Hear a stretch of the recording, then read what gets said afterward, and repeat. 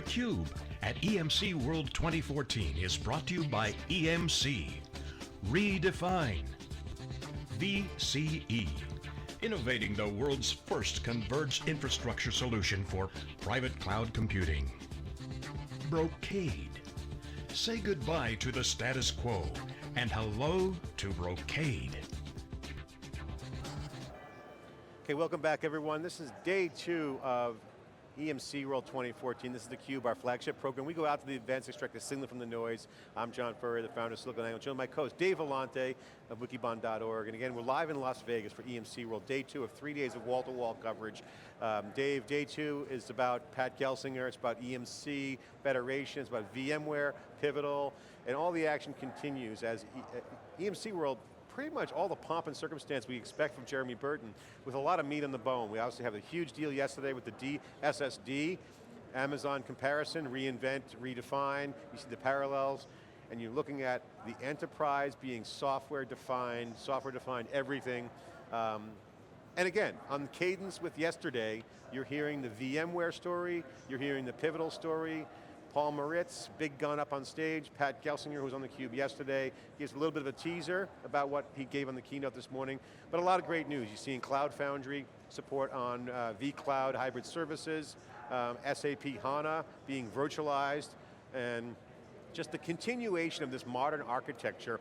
You know, watching Paul Maritz on his keynote and Pat Gelsinger, I felt like I was transported back into a time machine to 2010 when Paul Maritz was the CEO of VMware and he laid out that initial architecture at VMware. A lot of the same stuff, repositioned, a lot of architectural shifts in terms of where things sit, but ultimately it's the same game, Dave. Different day, same game, different elements. What's your take on the morning keynotes? Well, so today is Federation Day, but before we leave yesterday, I want to go back to DSSD, John. I was snooping around last night. My sources indicate to me that EMC was an early investor in DSSD. So we had Pat Gelsinger on yesterday, and I would suspect that you know, perhaps Pat even made that investment. You know, he didn't admit it, but he said, yeah, I was very heavily involved.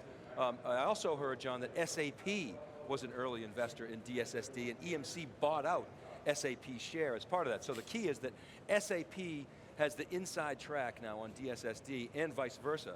The key to that deal, John, is that SAP and EMC announced that SAP would write to that standard. I think that's a huge move.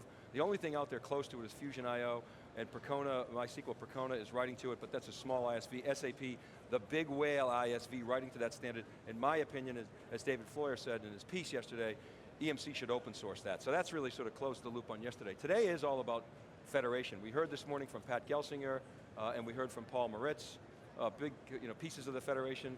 I thought Tim Crawford's tweet in the crowd chat summed it up. He said, the real question is VMware relevant? And of course, my response and your response is yes, VMware is absolutely relevant. What I said, John, I wonder if I get your take on this, is the big question is VMware relevant in a disruptive way, or is VMware relevant the way Microsoft is relevant?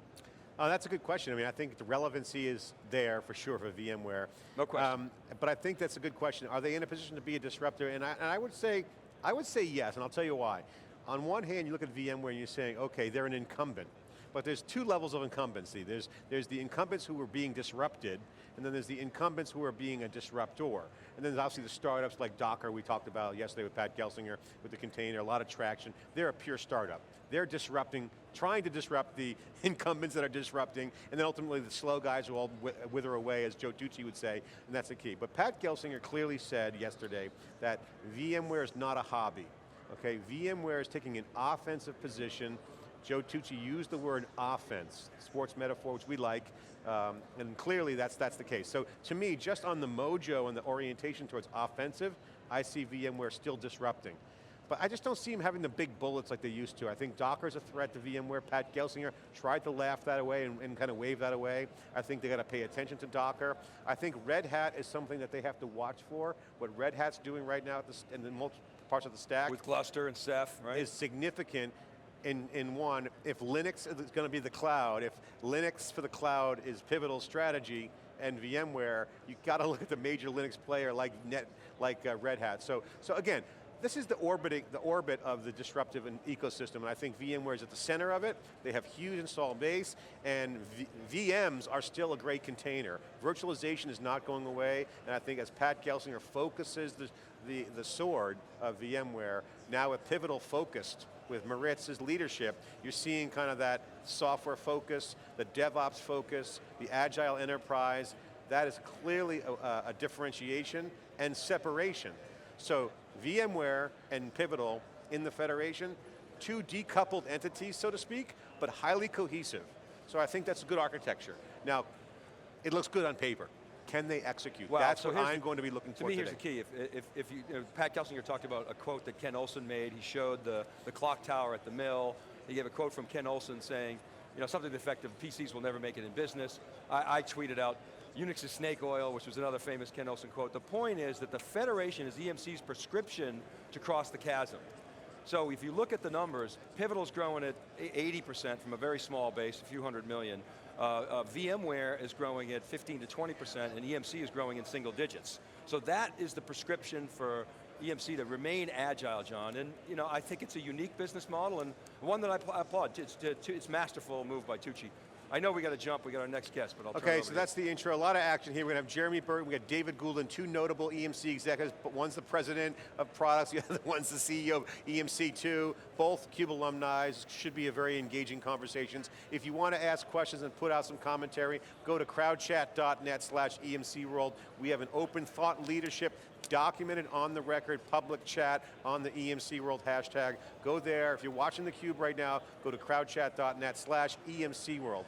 Sign in, everything goes to the hashtag, but we are threading the conversations, we are capturing the conversations and recording it. So you're on the record on CrowdChat. Be right back, day 2 of EMC World 2014, right after the short break.